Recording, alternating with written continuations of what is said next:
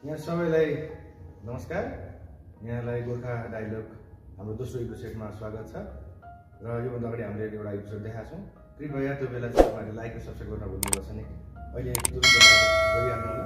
र आज दोस्रो एपिसोडमा आज हामीसँग चाहिँ अतिथिको रूपमा हाम्रो पुण्य प्रसाद रिजाल दाजु हुनुहुन्छ। यहाँ उहाँलाई धेरै धेरै स्वागत गर्न चाहन्छु।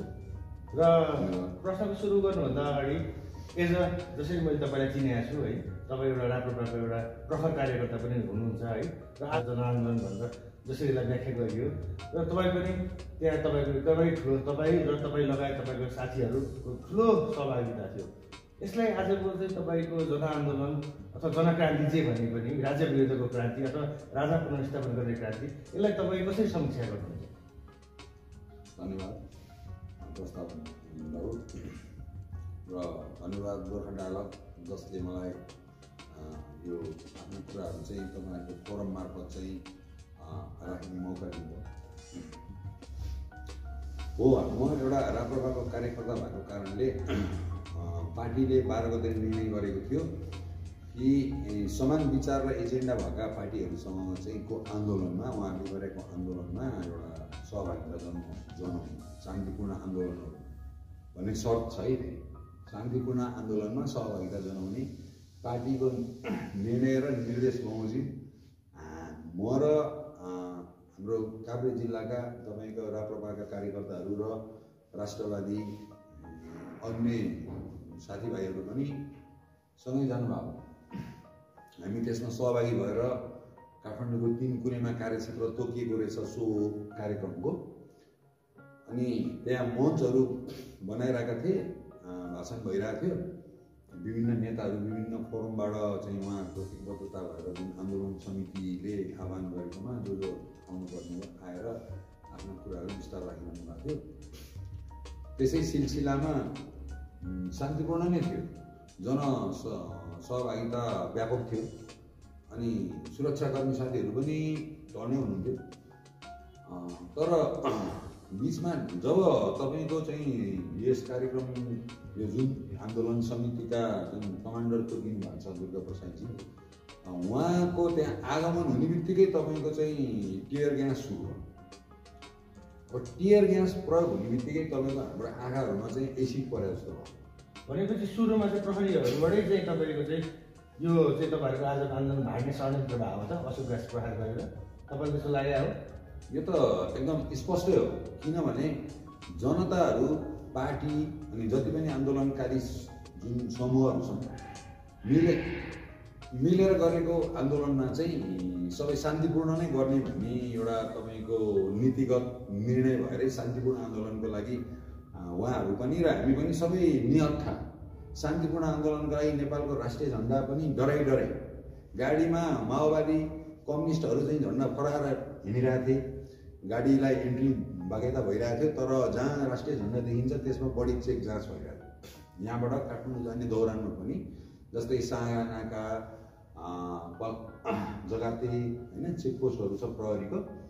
अनि त्यसपछि तपाईँको उता कोटेश्वर साइडतिर पनि तपाईँको चाहिँ राष्ट्रिय झन्डा भएकोलाई बढी भएको थियो।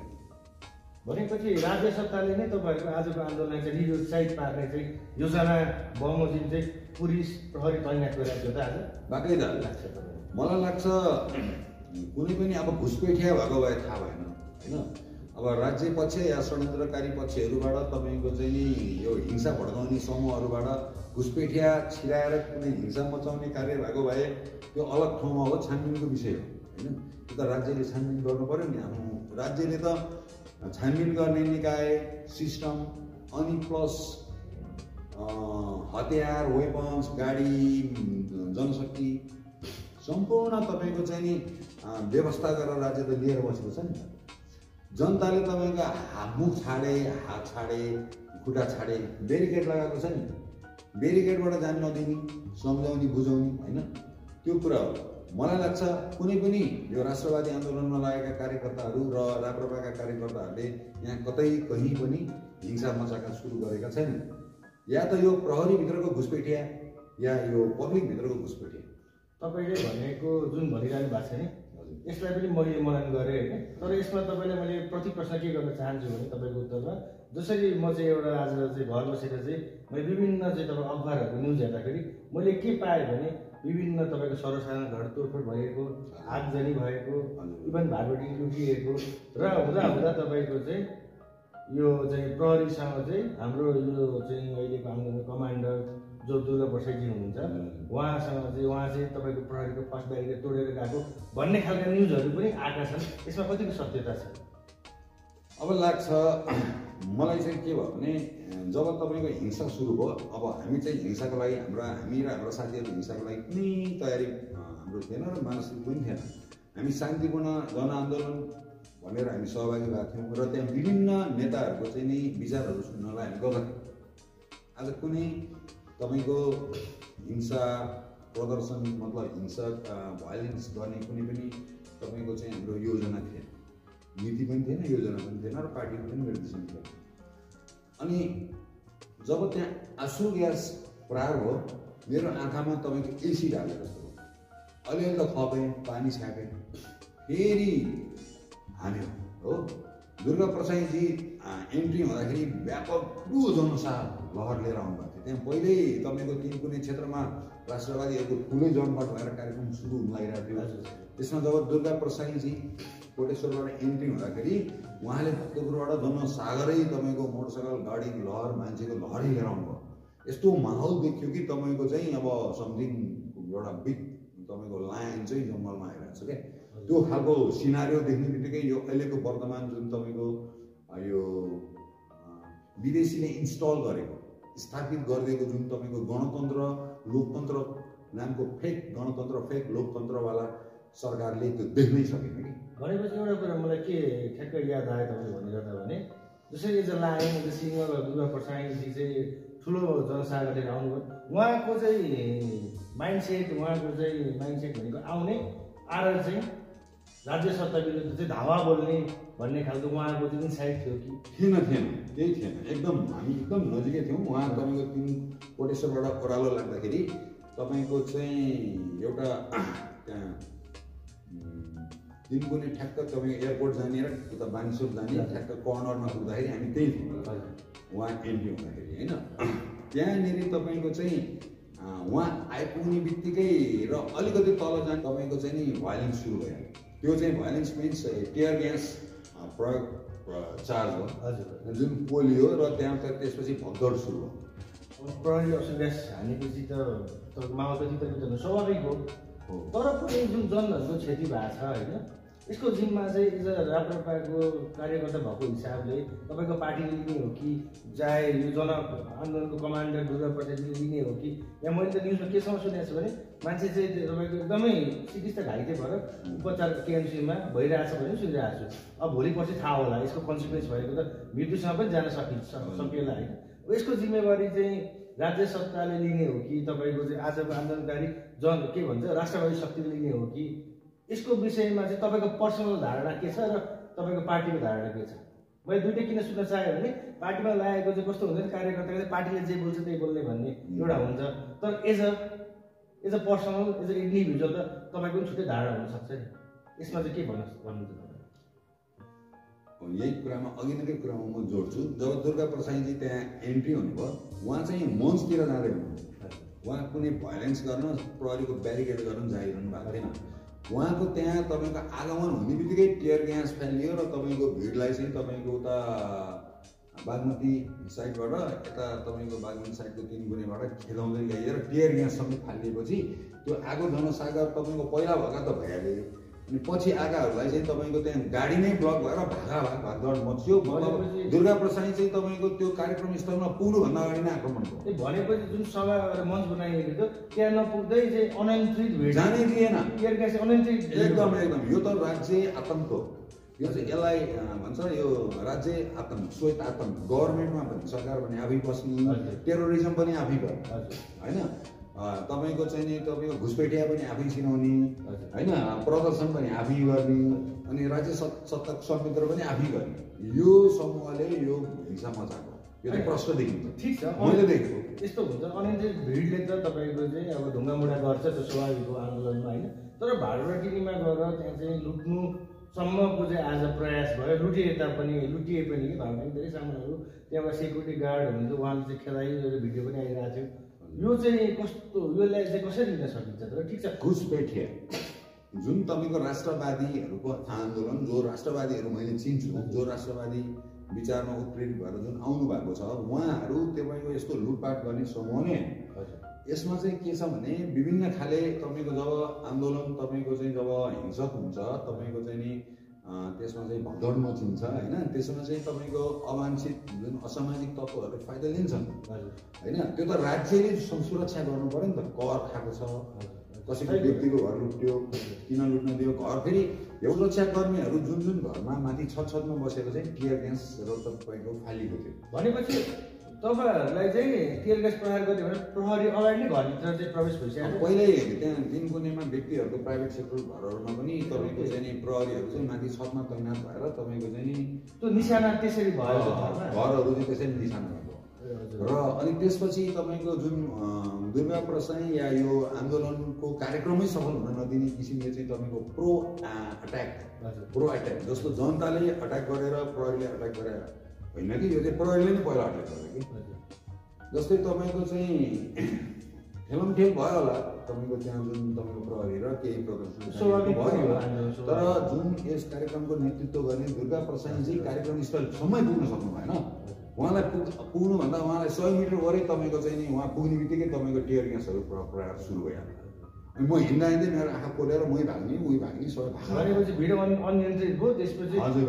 यो आन्दोलनको चाहिँ बाटो अर्को स्वरूप हजुर आन्दोलन अर्को स्वरूप लियो यहाँ पक्कै पनि मेरो विचारमा के लाग्छ भन्नलाई भने तपाईँको प्रहरीभित्र पनि असामाजिक घुसपेठिया हुन सक्छन् र छन् होइन र यता तपाईँको पब्लिकमा पनि असामाजिक तत्त्वहरू घुसपेठिया छन् र यो चाहिँ प्रायोजित हो यो जुन तपाईँको सरकार चलाउने जुन तपाईँको यो जुन तपाईँको अहिलेको जुन लोकतन्त्र र गणतन्त्रको नाममा सरकार चलाउने भन्ने नि यो दोहोरो भूमिका सुरुदेखि नै निभाएका हुनाले यिनीहरूको क्यारेक्टरै यस्तो छ भनेपछि तपाईँलाई कस्तो लाग्छ त आजको जुन गतिविधि जुन आन्दोलन थियो यसको चाहिँ तपाईँको मेसेज जनतासम्म कस्तो गयो होला जस्तो तपाईँलाई लाग्छ त तपाईँको विचारमा अब मिडियामा सुनेर अरू कुनै जनताहरूले जुन अन्य खालको माइन्डसेट होइन तयार गर्नु हो भने जनताले के बुझ्नुभयो होला त्यसको चाहिँ म जिम्मा लिनु होइन एज अ तपाईँको जो मान्छे जुन कार्यक्रममा तिन कुनैमा स्वयं उपस्थित भएर आफ्ना दुईटा आँखा र आफ्ना कान र आफ्नो जुन छ नि तपाईँको चेतनाले जुन हेरिरहनु भएको थियो नि यहाँ चाहिँ तपाईँको राज्यको बर्बर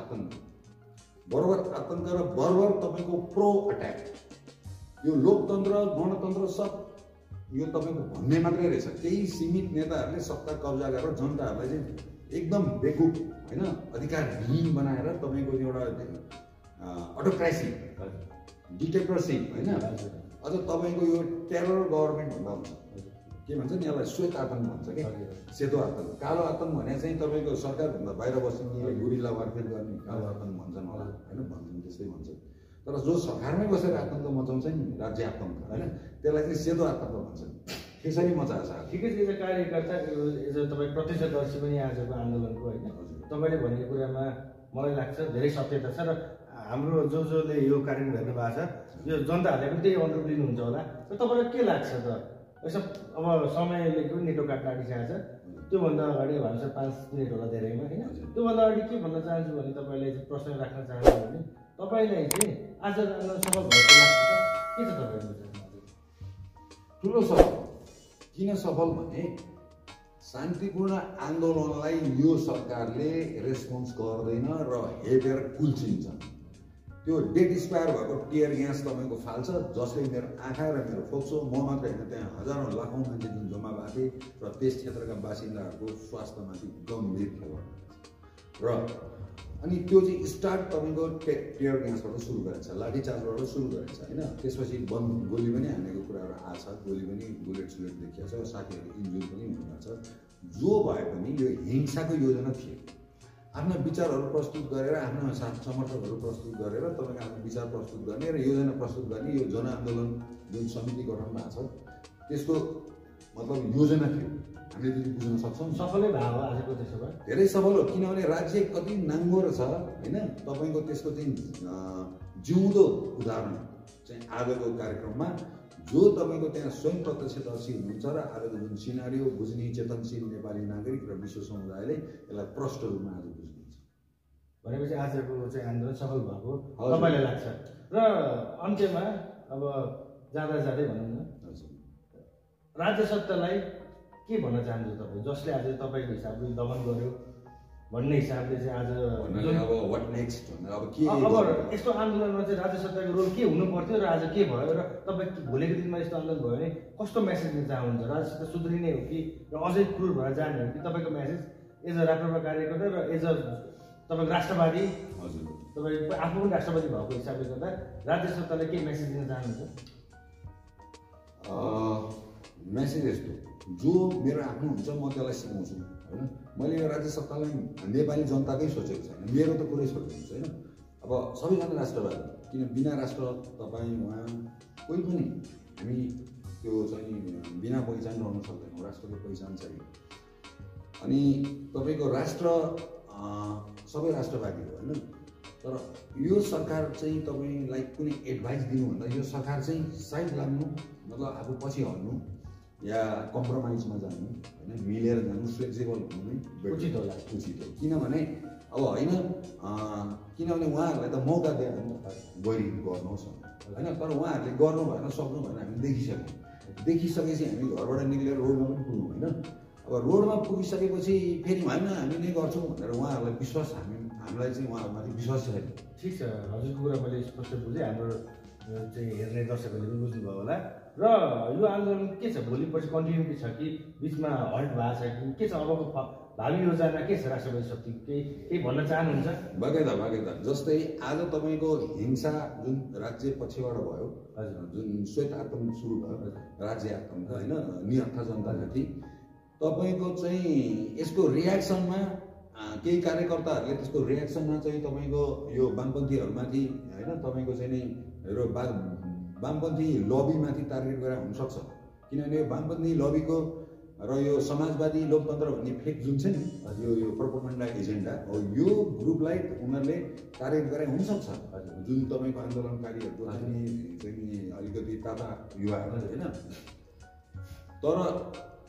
तर तपाईँको चाहिँ यसमा घुसपैठिया पक्का बढी छ। किनभने राष्ट्रवादी साथीहरूले यस्तो खालको तपाईँको कुनै पनि व्यक्तिको सम्पत्ति र तपाईँको व्यक्तिको व्यवसायमाथि यस्तो क्षति पुर्याउँदैनन् भन्ने कुरामा म पूर्ण रूपमा विश्वस्त छु। भावी योजना चाहिँ अब राज्यले जुन किसिमको चाहिँ तपाईँको राज्य आतङ्क सुरु गरेको छ नि, अनि जसले जुन भाषामा बुझ्छ त्यसलाई त्यही भाषामा आन्दोलनकारीले पनि जवाब दिनुपर्छ भन्ने कुरा चाहिँ, म त आन्दोलनकारीको कुनै एउटा कमान्डमा कुनै चाहिँ कार्य समितिमा छैन, तर एउटा एज अ म पनि एउटा नेपाली नागरिक र एउटा चाहिँ राष्ट्रवादी आन्दोलनमा चाहिँ तपाईँको चाहिँ एउटा सहभागीको हिसाबले तपाईँको चाहिँ जसले जुन भाषामा बुझ्छ त्यसलाई त्यही भाषामा जवाब दिनुपर्छ यदि आन्दोलनलाई सफल बनाउनु हो भने। राज्यले त पुरै आज राज्य आतङ्कै मचाएको छ, श्वेत आतङ्कै मचाएको छ, ड्यामेज डेटिस्पायर तपाईँको चाहिँ टियर ग्यास फालिरहेको छ, मलाई आज पनि भतभत बोलिरहेको छ। हेर्नुहोस्, यो चाहिँ महाअपराध हो। मैले अब समयले निकाल्दा मैले तपाईँ अझ कन्साइज, अझ तपाईँलाई छोटकरीमा भन्न चाहिँ अनुरोध गर्दछु। भावी योजना केही छ आज आन्दोलन भोलि पर्सि केही छ कि बिचमा हल्ट केही छ योजना? अब त्यो त अब नेताहरू, विभिन्न फोरमका नेताहरू हुनुहुन्छ, उहाँहरूको यो चाहिँ एउटा तपाईँको गठबन्धन नै हो होइन, राष्ट्रवादीको गठबन्धन हो, एउटा लबी हो होइन। उहाँहरूको अब चाहिँ नि हाइकमान्डको चाहिँ मिटिङ होला, मिटिङ भएर निर्णय होला होइन। तर मेरो चाहिँ सुझाव के छ भने यसलाई रोक्ने नै होइन, किनभने आन्दोलनले आज गति लिइसक्यो। अब यो आन्दोलन जुन तपाईँको चाहिँ तिन कुनेबाट गल्ली गल्लीमा फैल्यो नि, समाज नेकपा यसको पनि गएछ, मैले त्यो भिडियोमा लागिदिएँ। यता तपाईँको तिन कुने जडीबुटीतिर नै आएछ, कोही भाटभटिङ नि गएछ। अब यो सबैको नेताको बालकोट जाने पनि हल्ला सुनिरहेको थिएँ मैले होइन, रोडतिर गएर भन्ने सुनेको थिएँ। अब हामी त त्यस्तो भाइलेन्सको लागि वी आर नट प्रिपेयर होइन, हामी तयार पनि छैनौँ र हामी भाइलेन्समा विश्वास पनि गर्दैछौँ होइन। अनि हामी त एउटा वैचारिक तपाईँको बसमा जाउँ, डिबेटमा जाउँ भन्ने हिसाबले गएको हो होइन। अब यो किसिमले अब चाहिँ तपाईँको जसले, तर एउटा आन्दोलन गर्ने मेन हाइकमान्डलाई चाहिँ म के जवाब मतलब सुझाव दिन्छु भने जसले जुन भाषामा बुझ्छ त्यसलाई त्यही भाषामा जवाब दिनुपर्छ भन्ने म चाहिँ बुझ्छु। र यो राज्यलाई त्यही भाषामा जुन उनीहरूले टियर ग्यास, बन्दुक होइन, बम, गोली, बुट बजारे होइन, त्यही भाषामा जवाब दियो भने चाहिँ समाधान अगाडि आउँछ भन्ने मेरो चाहिँ विश्वास हो। हस् पुण्य भाइ, यहाँ गम्भीर समयको लागि धेरै धेरै धन्यवाद र गोर्खा डाइलग हेर्नुभएको सबै दर्शकहरूलाई धेरै धेरै धन्यवाद। तपाईँको धैर्यताले यत्रो समय तपाईँहरूले कुरेर हाम्रो दुईजनाको चाहिँ अन्तर्गत हेरिदिनु भएको छ, तपाईँहरूलाई विशेष धन्यवाद दिन चाहन्छु। र अघि मैले भने जस्तै कसैले लाइक र सब्सक्राइब गर्न छुट्याउनु भएको छ, फेरि पनि तपाईँले लाइक र तपाईँको सब्सक्राइब गर्न सक्नुहुन्छ। हस्, धन्यवाद, फेरि भेटौँला।